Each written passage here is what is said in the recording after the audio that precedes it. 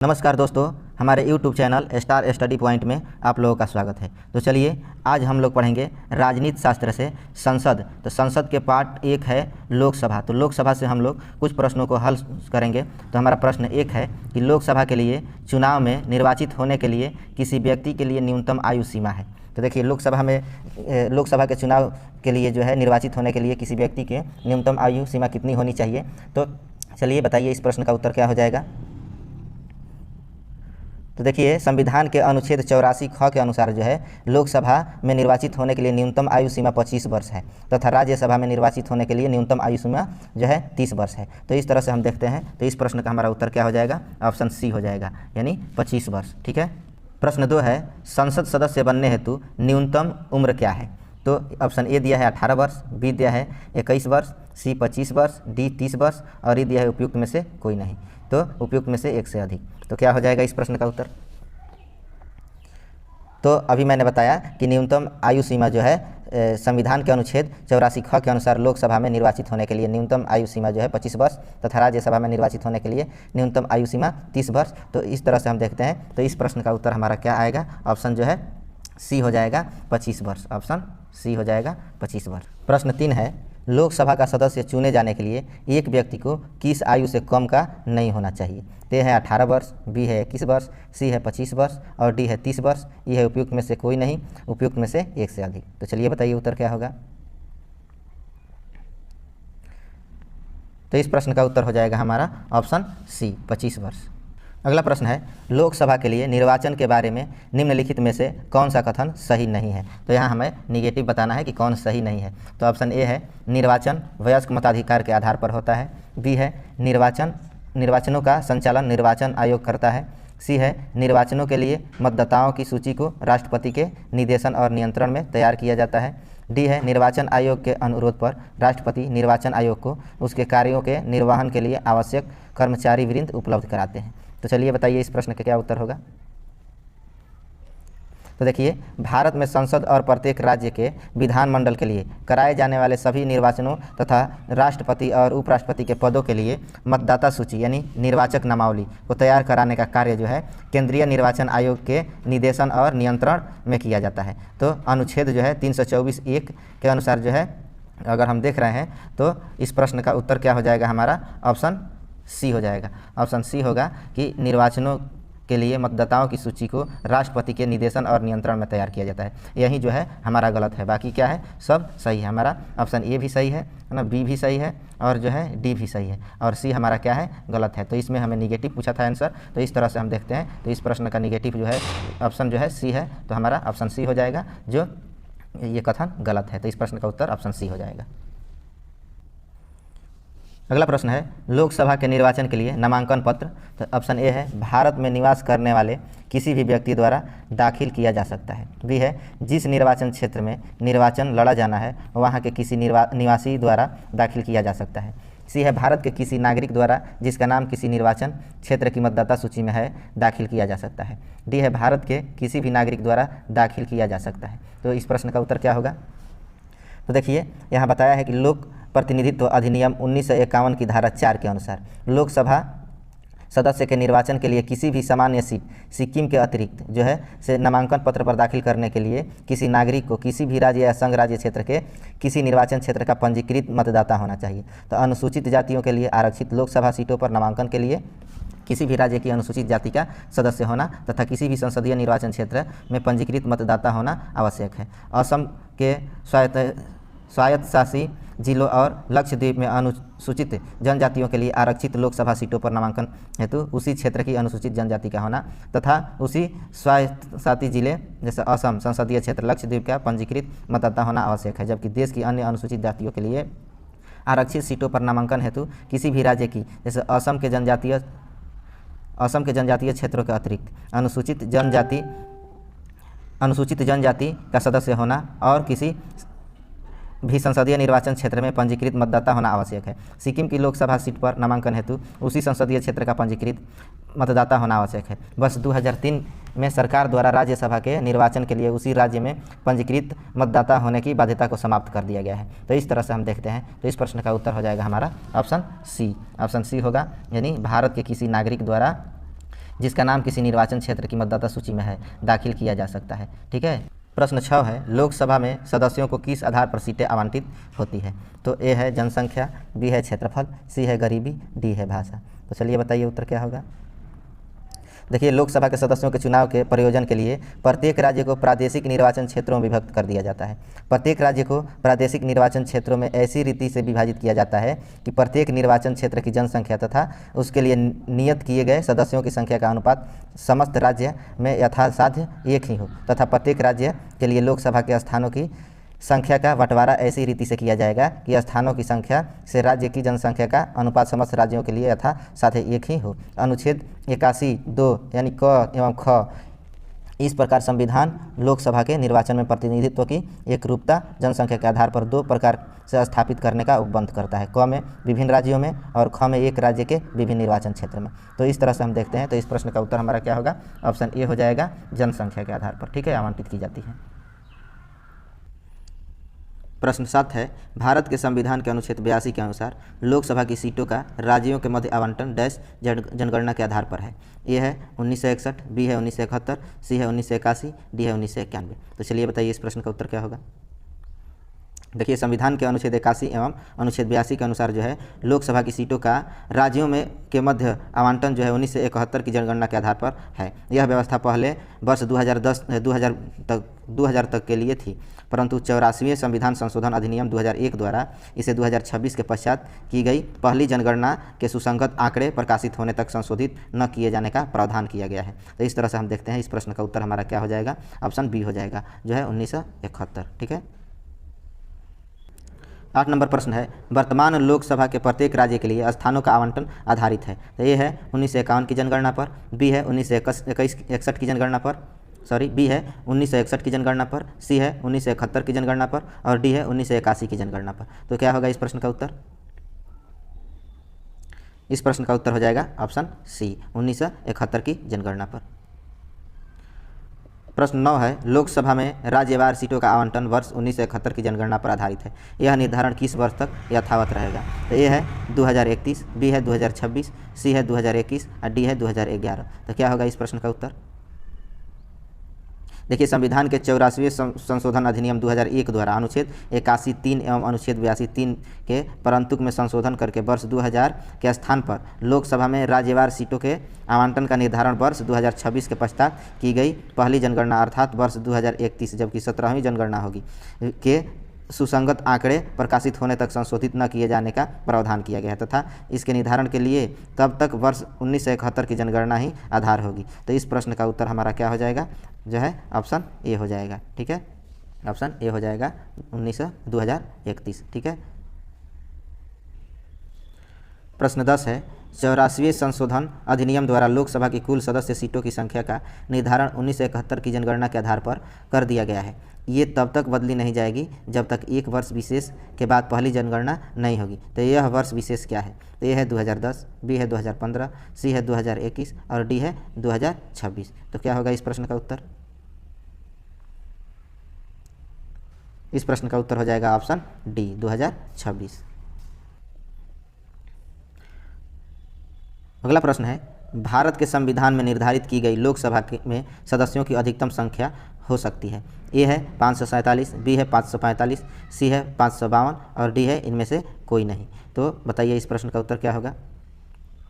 देखिए, लोकसभा के सदस्य जनता द्वारा प्रत्यक्ष निर्वाचन से चुने जाते हैं। इसके सदस्यों की अधिकतम संख्या जो है 552 यानी 530 राज्यों प्लस 20 संघ राज्यों प्लस 2 एंग्लो इंडियन समुदाय से हो सकती थी। अनुच्छेद 81 और 331 के अनुसार जो है 104वें संविधान संशोधन अधिनियम 2019 द्वारा लोकसभा एवं राज्य विधानसभाओं में आंग्ल भारतीय समुदाय के प्रतिनिधित्व के लिए सदस्यों को नामित करने की व्यवस्था को आगे न बढ़ाते हुए निष्प्रभावी कर दिया गया है और तदनुसार अब लोकसभा के सदस्यों की अधिकतम संख्या 550 ही हो सकती है। तो इस तरह से हम देखते हैं। तो इस प्रश्न में हमारा जो है ऑप्शन जो है नहीं दिया है, तो इसलिए डी है इनमें से कोई नहीं। ठीक है, इस ऑप्शन में से कोई नहीं है, हमारा हो जाएगा 550। तो यहाँ 552 नज़दीकी है लेकिन ये नहीं होगा।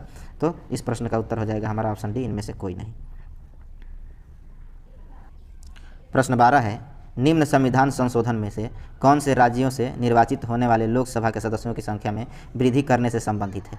ए है 6वां और 22वां, बी है 12वां तथा 38वां, सी है 7वां तथा 31वां, डी है 11वां तथा 42वां। तो क्या होगा इस प्रश्न का उत्तर? देखिए, 7वें संविधान संशोधन अधिनियम जो है 1956 द्वारा राज्यों का पुनर्गठन किया गया और अनुच्छेद 81 के तहत राज्यों से निर्वाचित होने वाले लोकसभा सदस्यों की संख्या अधिकतम जो है 500 और संघ राज्य क्षेत्रों से चुने जाने वाले लोकसभा सदस्यों की संख्या अधिकतम 20, तो कुल जो है 520 निर्धारित की गई। 31वें संविधान संशोधन अधिनियम 1993 द्वारा राज्यों और संघ राज्य क्षेत्रों से चुने जाने वाले लोकसभा सदस्यों की अधिकतम संख्या क्रमशः 525 और 20, कुल जो है 545 निर्धारित की गई। अब 14वें संविधान संशोधन अधिनियम 1962 द्वारा संघ राज्य क्षेत्रों से चुने जाने वाले लोकसभा सदस्यों की अधिकतम संख्या को बढ़ाकर जो है 25 किया गया था, जिसे 31वें संशोधन से पुनः 20 कर दिया गया।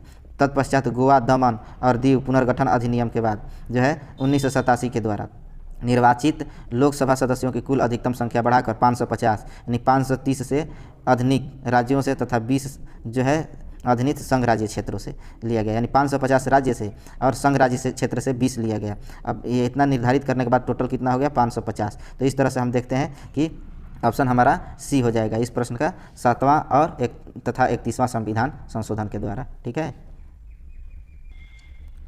13 नंबर प्रश्न है कि संविधान के किस संशोधन ने लोकसभा के सदस्यों की संख्या 525 से बढ़ाकर 545 कर दी थी? तो चलिए, यहाँ ऑप्शन ए दिया है 31वें संशोधन ने, बी 35वें संशोधन ने, सी 42वें संशोधन ने और डी 45वें संशोधन ने। तो क्या होगा इस प्रश्न का उत्तर? ऑप्शन ए हो जाएगा 31वें संशोधन ने। 31वें संविधान संशोधन अधिनियम 1973 द्वारा लोकसभा में राज्यों के प्रतिनिधित्व की अधिकतम संख्या 500 से बढ़ाकर 525 तथा राज्य के 500 से बढ़ाकर 525 किया गया तथा केंद्र शासित प्रदेश जो थे उसके 25 से घटाकर क्या कर दिया गया? 20 कर दिया गया। अनुच्छेद 81(1) में संशोधन द्वारा जो है इस प्रकार लोकसभा में कुल निर्वाचित सदस्यों की अधिकतम संख्या 525 से बढ़कर कितना हो गई? 545 हो गई। ठीक है। अब है कि वर्तमान में लोकसभा की अधिकतम निर्वाचित सदस्य संख्या जो है 550 हो सकती है, जिसमें 530 जो है कि राज्यों से है और 20 जो है केंद्र शासित प्रदेशों से है। जैसे गोवा, दमन एवं दीव पुनर्गठन अधिनियम जो है 1987 से ये जो है लागू हुआ है। तो 104वें संविधान संशोधन अधिनियम 2019 द्वारा लोकसभा में 2 आंग्ल भारतीय सदस्यों के मनोनयन के प्रावधान को आगे न बढ़ाते हुए निष्प्रभावी कर दिया गया है। वर्तमान में 543 लोकसभा निर्वाचन क्षेत्रों में और 524 निर्वाचन क्षेत्र राज्यों के हैं, जबकि शेष 19 निर्वाचन क्षेत्र केंद्र शासित प्रदेशों के दिल्ली 7, अंडमान एवं निकोबार 1, दादर और नागर हवेली तथा दमन एवं दीव 2, लक्षद्वीप 1, पुडुचेरी 1, चंडीगढ़ 1, जम्मू एवं कश्मीर 5, लद्दाख 1 है। ठीक है। तो इस तरह से हम देखते हैं, तो हमारा ऑप्शन ए हो जाएगा इस प्रश्न का उत्तर। प्रश्न 14 है, लोकसभा के सदस्यों को जो अधिकतम संख्या निर्धारित की गई है वह है, यानी लोकसभा के सदस्यों की जो अधिकतम संख्या जो निर्धारित की गई है वो क्या है? तो ऑप्शन ए है 540, बी है 545, सी है 550, डी है 555। तो क्या होगा इस प्रश्न का उत्तर? तो हमारे इस प्रश्न का उत्तर हो जाएगा ऑप्शन सी 550। अगला प्रश्न है, लोकसभा की वर्तमान सदस्य संख्या क्या है? तो ऑप्शन ए है 541, बी है 543, सी है 444, डी है 545। तो क्या होगा इस प्रश्न का उत्तर?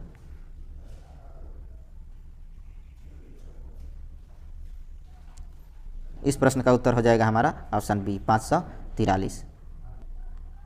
16 नंबर प्रश्न है, लोकसभा में केंद्र शासित क्षेत्रों का सर्वाधिक प्रतिनिधित्व कितना हो सकता है? ए है 15, बी है 20, सी है 25, डी है उपरोक्त में से कोई नहीं। तो क्या होगा इस प्रश्न का उत्तर? तो इसका उत्तर हो जाएगा ऑप्शन बी 20। ठीक है।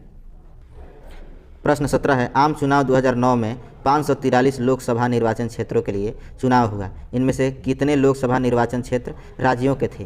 तो ए है 525, बी है 528, सी है 530 और डी है 532। तो चलिए बताइए उत्तर क्या होगा? तो इस प्रश्न का उत्तर हो जाएगा हमारा ऑप्शन सी 530। देखिए, आम चुनाव 2009 के कुल 543 लोकसभा निर्वाचन क्षेत्रों में से और 530 जो है राज्यों के तथा 13 संघ राज्य क्षेत्रों से थे। जम्मू और कश्मीर राज्य के 2 संघ राज्य क्षेत्रों में परिवर्तन के बाद वर्तमान में 524 निर्वाचन क्षेत्र राज्यों से तथा 19 संघ राज्य क्षेत्रों से है। तो इस तरह से हम देखते हैं, तो इस प्रश्न का उत्तर क्या हो जाएगा हमारा? Option C 530। 18 नंबर प्रश्न है, लोकसभा में केंद्र शासित प्रदेशों के लिए कितनी सीटें यानी कितनी स्थान जो है आरक्षित हैं? ए है 20, बी है 25, सी है 30, डी उपयुक्त में से कोई नहीं यानी कोई सीट आरक्षित नहीं है। तो क्या होगा इस प्रश्न का उत्तर? तो इस प्रश्न का उत्तर हो जाएगा हमारा ऑप्शन ए 20। Option A 20। संविधान के अनुच्छेद 81, 31वें संविधान संशोधन 1973 तथा गोवा दमन एवं दीव पुनर्गठन अधिनियम 1987 द्वारा तथा संशोधित के अनुसार लोकसभा के लिए अधिकतम 530 सदस्य राज्यों के निर्वाचन क्षेत्रों से तथा अधिकतम 20 सदस्य जो है केंद्र शासित प्रदेश से निर्वाचित हो सकते हैं। वर्तमान में संघ राज्य क्षेत्रों की कुल लोकसभा सीटों की निर्धारित संख्या 19, दिल्ली जो है 7, अंडमान निकोबार 1, चंडीगढ़ 1, दादर और नगर हवेली, दमन और दीव में 2, लक्षद्वीप 1, पुडुचेरी 1, जम्मू एवं कश्मीर 5, लद्दाख 1 है। जबकि राज्यसभा में यह निर्धारित संख्या 8, जैसे दिल्ली में 3, पुडुचेरी 1 और जम्मू एवं कश्मीर में 4 है। तो इस तरह से हम देखते हैं हमारा इस प्रश्न का उत्तर ऑप्शन ए हो जाएगा 20। ठीक है। 19 नंबर प्रश्न है, भारतीय संविधान के किस अनुच्छेद के अंतर्गत लोकसभा में अनुसूचित जातियों के आरक्षण का प्रावधान किया गया था? ऑप्शन ए है अनुच्छेद 330, बी है अनुच्छेद 331, सी है अनुच्छेद 332, डी है अनुच्छेद 333। ई है उपयुक्त में से कोई नहीं या उपयुक्त में से एक से अधिक। तो चलिए बताइए क्या हो जाएगा आपका उत्तर? इस प्रश्न का उत्तर हो जाएगा हमारा ऑप्शन ए अनुच्छेद 330। देखिए, भारतीय संविधान के अनुच्छेद 330(1) के उपखंड क के तहत लोकसभा में अनुसूचित जातियों के लिए आरक्षण का प्रावधान किया गया है। वहीं अनुच्छेद 330(1) के उपखंड ख में असम के स्वशासी जिलों के अनुसूचित जनजातियों को छोड़कर अन्य अनुसूचित जनजातियों के लिए तथा उपखंड ग में असम के स्वशासी जिलों की अनुसूचित जनजातियों के लिए लोकसभा के आरक्षण की व्यवस्था की गई है। तो इस तरह से हम देखते हैं इस प्रश्न का उत्तर हमारा ऑप्शन ए हो जाएगा अनुच्छेद 330। प्रश्न 20 है, निम्नलिखित राज्यों में अनुसूचित जनजातियों के लिए लोकसभा में स्थान आरक्षित नहीं है। तो यह है केरल तथा तमिलनाडु, बी है कर्नाटक तथा केरल, सी है तमिलनाडु तथा कर्नाटक, डी है उपयुक्त सभी। तो क्या होगा इस प्रश्न का उत्तर? देखिए, ये प्रश्न हमारा नहीं चुनना है, आरक्षित नहीं है, निगेटिव प्रश्न है। तो इस तरह से हम देखते हैं इसमें हमारा जो है केरल तथा तमिलनाडु इस प्रश्न का उत्तर हो जाएगा। तो देखिए, प्रश्न अवधि में अग्रांकित राज्यों संघ राज्य क्षेत्रों में अनुसूचित जनजातियों के लिए लोकसभा में स्थान आरक्षित नहीं थे। तो किस किस में नहीं थे? देखिए, तो अरुणाचल प्रदेश, बिहार, गोवा, हरियाणा, हिमाचल प्रदेश, जम्मू एवं कश्मीर, कर्नाटक, केरल, मेघालय, नागालैंड, पंजाब, सिक्किम, तमिलनाडु, उत्तराखंड एवं उत्तर प्रदेश राज्यों में तथा दादर और नगर हवेली एवं लक्षद्वीप के अतिरिक्त अन्य संघ राज्य क्षेत्रों में जो है वर्ष 2008 के परिसीमन के बाद कर्नाटक और मेघालय में अनुसूचित जनजातियों के लिए लोकसभा में स्थान आरक्षित जो है 2-2 सीटें किए गए हैं, जबकि शेष उपयुक्त राज्यों संघ राज्य क्षेत्रों में पूर्व स्थिति है। इस प्रकार वर्तमान में जो है हम देखते हैं विकल्प ए जो दिया है केरल तथा तमिलनाडु, यही उत्तर हो जाएगा वर्तमान में। इसमें 21 नंबर है कि किस राज्य की लोकसभा में अनुसूचित जाति तथा अनुसूचित जनजाति के लिए आरक्षण नहीं है? ए है अरुणाचल प्रदेश, बी है जम्मू तथा कश्मीर, सी है मेघालय और डी है उपयुक्त सभी। तो क्या होगा इस प्रश्न का उत्तर? इस प्रश्न का उत्तर हो जाएगा हमारा ए और बी। ए और बी में जो है नहीं है। ठीक है। अगला प्रश्न है, लोकसभा में अनुसूचित जाति के लिए आरक्षित स्थानों की संख्या कितनी है? तो ए है 59, बी है 69, सी है 79 और डी है 84। तो क्या होगा इस प्रश्न का उत्तर?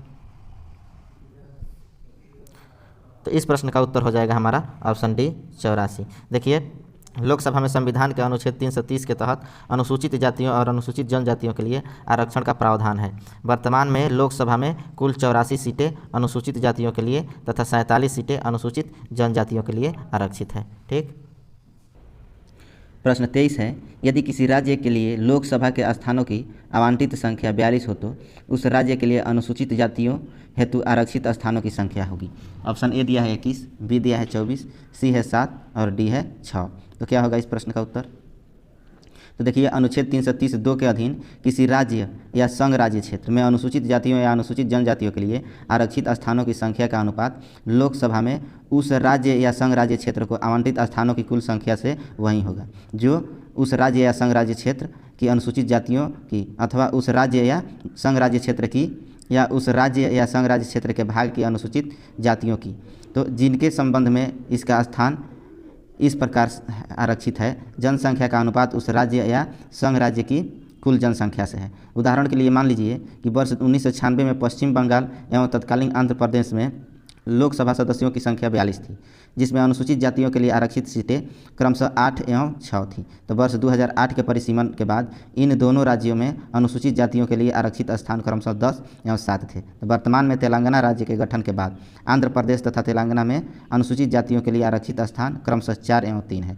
तदनुसार अब 42 लोकसभा सीटों वाला एकमात्र राज्य पश्चिम बंगाल है, जहां अनुसूचित जातियों के लिए जो है 10 तथा अनुसूचित जनजातियों के लिए 2 लोकसभा सीटें आरक्षित हैं। तो इस तरह से हम देख रहे हैं कि इस प्रश्न में हमारा ऑप्शन जो है एक भी नहीं दिया है, तो इस प्रश्न का उत्तर जो है हमारा ऑप्शन में नहीं है। यहाँ है 10 तथा जो है अनुसूचित जातियों के लिए 10 तथा अनुसूचित जनजातियों के लिए 2 लोकसभा सीटें आरक्षित है वर्तमान के अनुसार। ठीक है।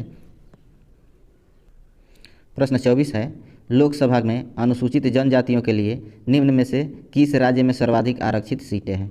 ए है बिहार, बी है उत्तर प्रदेश, सी मध्य प्रदेश, डी गुजरात। तो क्या होगा इस प्रश्न का उत्तर? इस प्रश्न का उत्तर हो जाएगा हमारा ऑप्शन सी मध्य प्रदेश। ठीक है, ऑप्शन सी मध्य प्रदेश। वर्ष 2008 के परिसीमन के बाद देश के सभी राज्यों में लोकसभा में अनुसूचित जनजातियों के लिए सर्वाधिक आरक्षित सीटें मध्य प्रदेश में 6 है। उत्तर प्रदेश एवं बिहार में ऐसी सीटों की न्यूनतम संख्या जो है 0 है, जबकि गुजरात में ऐसी सीटें 4 है। ठीक है।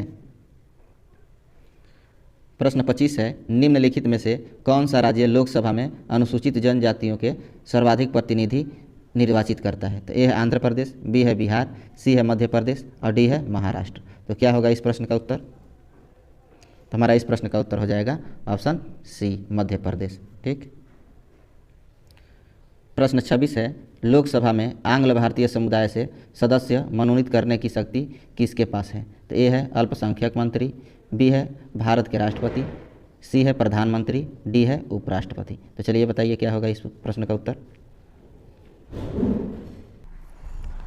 अनुच्छेद 331 के अनुसार यदि राष्ट्रपति की राय में लोकसभा में आंग्ल भारतीय समुदाय का प्रतिनिधित्व पर्याप्त नहीं है, तो वह इस समुदाय के अधिनियम 2 सदस्यों को मनोनीत कर सकता था।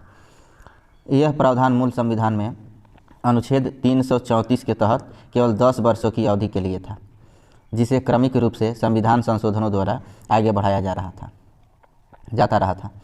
तो 95वें संविधान संशोधन अधिनियम 2009 द्वारा यह अवधि संविधान के प्रारंभ से 70 वर्ष तक निर्धारित की गई थी।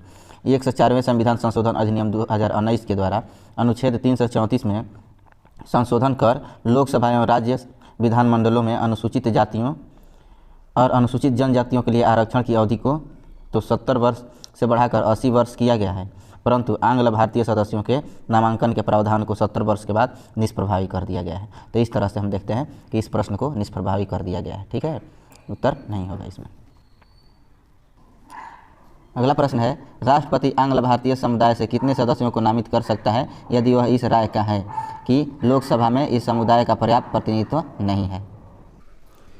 27 नंबर प्रश्न है, राष्ट्रपति आंग्ल भारतीय समुदाय से कितने सदस्यों को नामित कर सकता है यदि वह इस राय का है कि लोकसभा में इस समुदाय का पर्याप्त प्रतिनिधित्व नहीं है?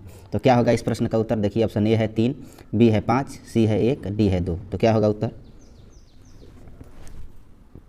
तो देखिए, मैंने पिछले प्रश्न में बताया 2019 के द्वारा जो है अनुच्छेद 334 में संशोधन कर लोकसभा एवं राज्य विधानसभा में अनुसूचित जातियों और अनुसूचित जनजातियों के लिए आरक्षण की अवधि को 70 वर्ष से बढ़ाकर 80 वर्ष किया गया है, परंतु आंग्ल भारतीय सदस्यों के नामांकन के प्रावधान को 70 वर्ष के बाद निष्प्रभावी कर दिया गया है। तो जो है यह प्रश्न भी क्या है, जो है निष्प्रभावी है, इसका भी उत्तर नहीं होगा। ठीक है। प्रश्न 28 है, भारत का राष्ट्रपति लोकसभा में 2 सदस्यों को निम्न में से किसका प्रतिनिधित्व करने के लिए मनोनीत करता है? ऑप्शन ए है भारतीय ईसाई, बी है आंग्ल भारतीय, सी है बौद्ध और डी है पारसी। तो क्या होगा इस प्रश्न का उत्तर? तो देखिए, इस प्रश्न का उत्तर ये भी नहीं होगा, ये नहीं होगा, यहाँ बी भी नहीं होगा, सी भी नहीं होगा और डी भी नहीं होगा, क्योंकि भारत के राष्ट्रपति जो है 2 सदस्यों को मनोनीत करता है वह जो है आंग्ल भारतीय समुदाय को नामित करने के लिए करता है। वो जो है 2 लोग हैं, किसी का भी प्रतिनिधित्व नहीं करते हैं। ठीक है। प्रश्न 29 है, लोकसभा को कार्यकाल पूरा होने के पहले भंग किया जा सकता है। तो ए है राष्ट्रपति द्वारा स्वविवेक से, बी है प्रधानमंत्री द्वारा स्वविवेक से, सी है लोकसभा अध्यक्ष द्वारा स्वविवेक से, और डी है प्रधानमंत्री की सिफारिश पर राष्ट्रपति द्वारा। तो क्या होगा इस प्रश्न का उत्तर? तो देखिए, इस प्रश्न का उत्तर हो जाएगा हमारा ऑप्शन डी, प्रधानमंत्री की सिफारिश पर राष्ट्रपति द्वारा। तो यहाँ जो है अनुच्छेद 85(2) ख के अनुसार लोकसभा को कार्यकाल पूरा होने से पहले भंग किया जा सकता है। ऐसा मंत्रिपरिषद की सिफारिश पर राष्ट्रपति द्वारा किया जा सकता है। हालांकि यदि मंत्रिपरिषद ने लोकसभा में बहुमत खो दिया है तो ऐसी मंत्रिपरिषद की सलाह पर लोकसभा को समय पूर्व भंग करने की बजाय राष्ट्रपति नई सरकार बना सकने की संभावना के संदर्भ में स्वविवेक का प्रयोग भी कर सकता है। ठीक है। प्रश्न 30 है, लोकसभा को उसके कार्यकाल की समाप्ति के पूर्व ही भंग किया जा सकता है।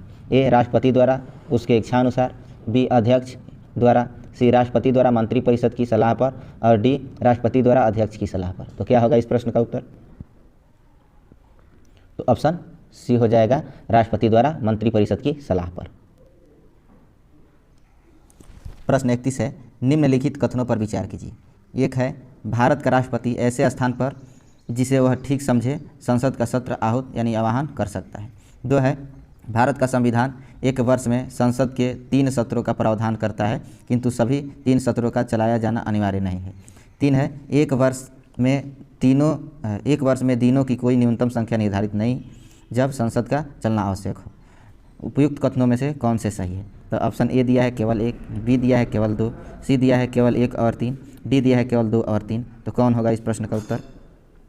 तो देखिए, हमारा जो है ये ऑप्शन ये जो है कूट 1 है कि भारत का राष्ट्रपति ऐसे स्थान पर जिसे वह ठीक समझे संसद का सत्र आहूत यानी आह्वान कर सकता है। तो 1 जो है सही है। उसके बाद से यहाँ जो है 2 कह रहा है कि भारत का संविधान 1 वर्ष में संसद के 3 सत्रों का प्रावधान करता है, किंतु सभी 3 सत्रों का चलाया जाना अनिवार्य नहीं है। ये जो है कथन गलत है। 3 नंबर कह रहा है कि 1 वर्ष में दिनों की कोई न्यूनतम संख्या निर्धारित नहीं है जब संसद का चलाया जाना आवश्यक है। तो ये जो है हमारा कूट 3 सही है। तो इस तरह से हम देख रहे हैं कि हमारा ऑप्शन 3 सही हो जाएगा इस प्रश्न का उत्तर। ठीक है। तो यहाँ बताया गया है कि भारतीय संविधान के अनुच्छेद 85(1) में वर्णित है कि राष्ट्रपति समय समय पर संसद के प्रत्येक सदन को ऐसे समय और स्थान पर जो वह ठीक समझे अधिवेशन के लिए आहूत करेगा, किंतु उसके एक सत्र की अंतिम बैठक और आगामी सत्र की प्रथम बैठक के लिए नियत तारीख के बीच 6 माह का अंतर नहीं होगा। अतः इससे स्पष्ट है कि भारत का राष्ट्रपति ऐसे स्थान पर जिसे वह ठीक समझे संसद का सत्र आहूत यानी आह्वान कर सकता है। अनुच्छेद 85(1) से यह अर्थ भी लगाया जा सकता है कि 2 अधिवेशन बैठकों के मध्य 6 माह से अधिक का अंतर नहीं होगा। अतः संविधान 1 वर्ष में संसद के न्यूनतम 2 सत्रों का प्रावधान करता है, परंतु 1 वर्ष में दिनों की कोई न्यूनतम संख्या निर्धारित नहीं है जब संसद का चलाना आवश्यक हो। ठीक है।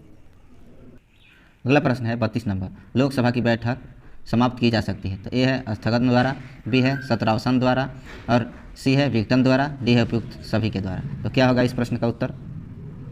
हमारा इस प्रश्न का उत्तर हो जाएगा ऑप्शन डी, उपयुक्त सभी द्वारा। लोकसभा की बैठक स्थगन, सत्रावसान तथा विघटन द्वारा समाप्त की जा सकती है। स्थगन लोकसभा अध्यक्ष करता है, जबकि सत्रावसान अनुच्छेद 85(2) क के अनुसार और विघटन अनुच्छेद 85(2) ख के अनुसार राष्ट्रपति करता है। ठीक है। प्रश्न 33 है, निम्नलिखित में से कौन लोकसभा के सत्र का अवसान करने के लिए प्राधिकृत है? ए है लोकसभा का अध्यक्ष, बी है महान्यायवादी, सी है संसदीय कार्य मंत्री, और डी है राष्ट्रपति। क्या होगा उत्तर? तो इस प्रश्न का उत्तर हो जाएगा ऑप्शन डी, राष्ट्रपति। ठीक है। 34 नंबर प्रश्न है, लोकसभा का कार्यकाल ए किसी भी परिस्थिति में नहीं बढ़ाया जा सकता है, बी एक बार में 6 महीने तक के लिए बढ़ाया जा सकता है, सी आपातकाल की घोषणा के दौरान एक बार में 1 वर्ष तक के लिए बढ़ाया जा सकता है, डी आपातकाल की घोषणा के दौरान एक बार में 2 वर्ष तक के लिए बढ़ाया जा सकता है। तो क्या होगा इस प्रश्न का उत्तर? इस प्रश्न का उत्तर हो जाएगा हमारा ऑप्शन सी, आपातकाल की घोषणा के दौरान एक बार में 1 वर्ष तक के लिए बढ़ाया जा सकता है। यानी अनुच्छेद 83(2) के परंतु के अनुसार लोकसभा का कार्यकाल आपातकाल की घोषणा के प्रवर्तन में रहने के दौरान संसदीय विधि द्वारा एक बार में 1 वर्ष तक के लिए बढ़ाया जा सकता है, तथापि आपात उद्घोषणा के प्रवर्तन में न रह जाने की स्थिति में उसका विस्तार किसी भी दशा में 6 माह की अवधि से अधिक नहीं होगा। ठीक है। प्रश्न 35 है, लोकसभा के कम से कम कितने सत्र बुलाए जाते हैं? ए है वर्ष में 1 बार, बी है वर्ष में 2 बार, सी है वर्ष में 3 बार, डी है वर्ष में 4 बार। तो क्या होगा उत्तर इस प्रश्न का? तो इस प्रश्न का उत्तर हो जाएगा ऑप्शन बी, वर्ष में 2 बार। ठीक है, वर्ष में 2 बार। अनुच्छेद 85(1) के अनुसार लोकसभा के एक सत्र की अंतिम बैठक और आगामी सत्र की प्रथम बैठक के बीच 6 माह से अधिक का अंतर नहीं होगा। इस प्रकार लोकसभा के कम से कम वर्ष में 2 बार सत्र बुलाए जाते हैं। प्रश्न 36 है, लोकसभा का कोरम कुल सदस्य संख्या का कितना होता है? तो ए है 1/3, बी है 1/5, सी है 1/11, डी है 1/10। तो क्या होगा इस प्रश्न का उत्तर? तो इसका उत्तर हो जाएगा ऑप्शन डी, 1/10। अनुच्छेद जो है 100 जो है तीसरा के अनुसार लोकसभा या राज्यसभा का कोरम जो है गतिपूर्ण कुल सदस्य संख्या का 1/10 भाग होता है। तो मुख्य विपक्षी दल की मान्यता है तो भी यही सदस्य संख्या आवश्यक है। ठीक है। प्रश्न 37 है, लोकसभा का अधिवेशन गठित करने हेतु गणपूर्ति यानी कोरम कितनी है? ए है सदन के सदस्यों की कुल संख्या का 6वां भाग, बी है सदन के सदस्यों की कुल संख्या का 10वां भाग, सी है सदन के सदस्यों की कुल संख्या का 4था भाग, डी है सदन के सदस्यों की कुल संख्या का 3रा भाग। तो चलिए बताइए इस प्रश्न का उत्तर क्या होगा? इस प्रश्न का उत्तर हो जाएगा हमारा जो है ऑप्शन बी, सदन के सदस्यों के कुल जो है संख्या का 10वां भाग होता है। ठीक है। अगला प्रश्न है, लोकसभा और राज्यसभा में गण पूर्ति संख्या है। ए कुल सदस्य संख्या का 1/5, बी कुल सदस्य संख्या का 1/6, सी कुल सदस्य संख्या का 1/10, डी कुल सदस्य संख्या का 1/8। तो क्या होगा उत्तर? इस प्रश्न का उत्तर हो जाएगा हमारा ऑप्शन सी, कुल सदस्य संख्या का 1/10। अगला प्रश्न है, कौन सा राज्य सबसे अधिक प्रतिनिधि लोकसभा में भेजता है? ए है बिहार, बी है मध्य प्रदेश, सी है पश्चिम बंगाल, डी है उत्तर प्रदेश। तो क्या होगा इस प्रश्न का उत्तर? तो इस प्रश्न का उत्तर हो जाएगा हमारा डी, उत्तर प्रदेश। देखिए जो है उत्तर प्रदेश लोकसभा और राज्यसभा में सर्वाधिक प्रतिनिधि क्रमशः 80 एवं 31 भेजता है। विकल्प में दिए गए अन्य राज्यों की लोकसभा में सदस्यों की संख्या इस प्रकार से है, बिहार का 40 है, मध्य प्रदेश का 29 एवं पश्चिम बंगाल का 42 है। ठीक है, इस तरह से हम देखेंगे तो सबसे अधिक जो है उत्तर प्रदेश भेजता है। ठीक। अगला प्रश्न है, भारत में किस राज्य का लोकसभा व राज्यसभा में प्रतिनिधित्व सर्वाधिक है? यानी सबसे ज़्यादा किस राज्य में प्रतिनिधि जाते हैं? तो क्या हो जाएगा इस प्रश्न का उत्तर? ऑप्शन ए है उत्तर प्रदेश, बी है मध्य प्रदेश, सी है महाराष्ट्र, डी है आंध्र प्रदेश। तो क्या होगा उत्तर? तो हो जाएगा ऑप्शन ए, उत्तर प्रदेश। ठीक है, इस प्रश्न का उत्तर हो जाएगा हमारा ऑप्शन ए, उत्तर प्रदेश। अगला प्रश्न है, जहां तक लोकसभा में प्रतिनिधित्व का प्रश्न है, कौन से राज्य दूसरे तथा तीसरे दर्जे पर है? ए है बिहार तथा महाराष्ट्र, बी है मध्य प्रदेश तथा तमिलनाडु, सी है मध्य प्रदेश तथा महाराष्ट्र और डी है बिहार तथा मध्य प्रदेश। तो क्या होगा इस प्रश्न का उत्तर? तो देखिए प्रथम स्थान पर उत्तर प्रदेश है 80 सीटें, और द्वितीय स्थान पर महाराष्ट्र है 48 सीटें, और तृतीय स्थान पर पश्चिम बंगाल 42 सीटें, और चौथे स्थान पर है बिहार 40 सीटें है, और तमिलनाडु है 5वें स्थान पर 39 सीट है, और 6वें स्थान पर है मध्य प्रदेश 29 सीटें हैं। तो इस तरह से हम देख रहे हैं कि प्रश्न पूछा गया है दूसरे तथा तीसरे स्थान पर कौन है? तो दूसरे स्थान पर हमारा जो है महाराष्ट्र है, तीसरे स्थान पर पश्चिम बंगाल। तो महाराष्ट्र और पश्चिम बंगाल ऑप्शन में नहीं दिया हुआ है, महाराष्ट्र और पश्चिम बंगाल नहीं दिया हुआ है, तो इसलिए इस प्रश्न का उत्तर अधूरा रह जाएगा। ठीक है। हाँ, तो चलिए दोस्तों, इस वीडियो का हमारा जो है अंतिम प्रश्न था, तो हम फिर मिलेंगे अगले वीडियो में।